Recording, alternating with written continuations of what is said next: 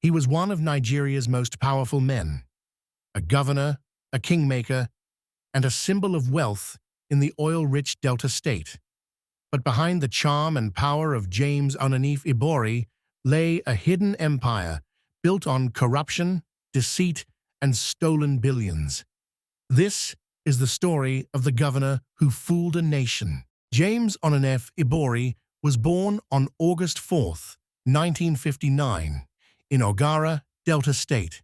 He left Nigeria for London, where he worked ordinary jobs, including one as a cashier at a Wickers DIY store. But power has a way of calling those who crave it most.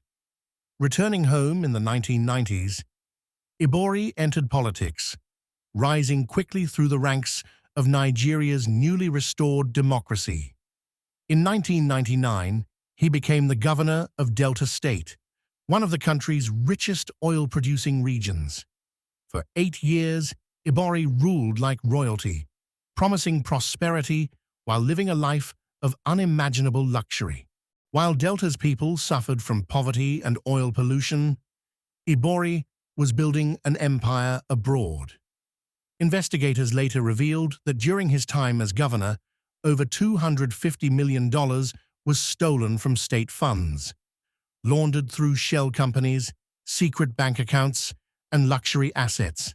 The money trail led straight to London, where Ibori and his associates owned mansions, luxury cars, and even a private jet.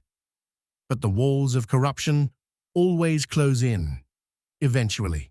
In 2007, the Economic and Financial Crimes Commission, EFCC, under Nuhu Ribadu moved in. Ibori was accused of money laundering, abuse of office, and corruption. But in Nigeria, power often bends justice, and Ibori's influence ran deep. He was acquitted in 2009 by a Nigerian court, a decision that shocked anti-corruption watchers. But the United Kingdom wasn't done with him. While Nigeria set him free, Britain was building a stronger case. In 2010, Ibori fled to Dubai, but there he was arrested by Interpol and extradited to the United Kingdom. After a year-long investigation, Ibori pleaded guilty in a London court in 2012 to 10 counts of money laundering and fraud. The British prosecutor called it one of the biggest corruption cases ever seen in the UK. He was sentenced to 13 years in prison, though he served about half before being released in 2016. When James Ibori returned to Nigeria, crowds celebrated him as a hero. Supporters saw him as a victim of political persecution. Critics saw him as a symbol of everything wrong with Nigerian politics. He lived like a king, fell like a criminal, and rose again, untouched by shame, unshaken by justice. Today, his name remains a shadow in the halls of Nigerian power, proof that the powerful rarely fall alone. He was called the Governor-General of the Ijaw nation, a man of power, wealth, and influence. But behind the oil money and luxury homes lay one of Nigeria's most infamous corruption scandals. This is the story of Diepreye Solomon Peter Alamieyeseigha, the governor who fell from grace. Born in November 1942 in Amasoma, Bayelsa State, Nigeria, Diepreye Solomon Peter Alamieyeseigha started from humble beginnings. He trained at the Nigerian Defense Academy, served in the Air Force, and later studied abroad in the UK. With discipline, ambition, and connections, he climbed Nigeria's political ladder until he reached the top. In 1999, at the dawn of Nigeria's democracy, Diepreye Alamieyeseigha became the first civilian governor of Bayelsa State. Bayelsa was rich in oil, and he promised prosperity, jobs, and development. To his people, he was a symbol of hope.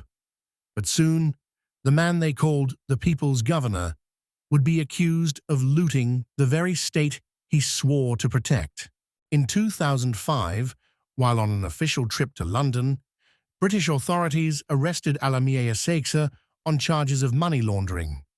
Investigators found over £1 million in cash in his London home, plus luxury properties across the UK.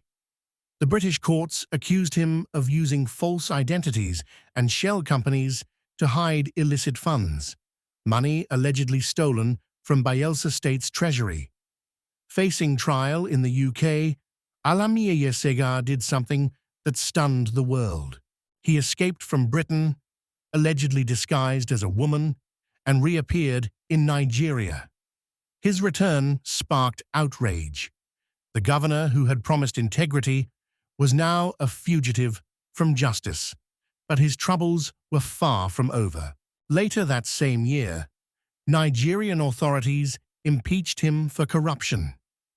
The Economic and Financial Crimes Commission, EFCC, charged him with money laundering and abuse of office, accusing him of embezzling over $55 million from public funds. In 2007, Alamieyeseigha pleaded guilty to 6 charges of corruption. He was sentenced to 2 years in prison, though he had already spent time in detention, meaning he served less than a year before walking free. In 2013, years after his release, Alamieyeseigha received a presidential pardon from then-President Goodluck Jonathan, a decision that triggered nationwide outrage. Critics called it a betrayal of Nigeria's anti-corruption fight. To his supporters, it was redemption, but to many Nigerians, it symbolized the failure of justice for the powerful. In October 2015, Diepreye Alamieyeseigha died suddenly in Port Harcourt, aged 62. To some, he remained a hero of the Ibori nation. To others, a symbol of corruption's deep roots in Nigerian politics. His story is a reminder that power can open every door until it closes behind prison bars.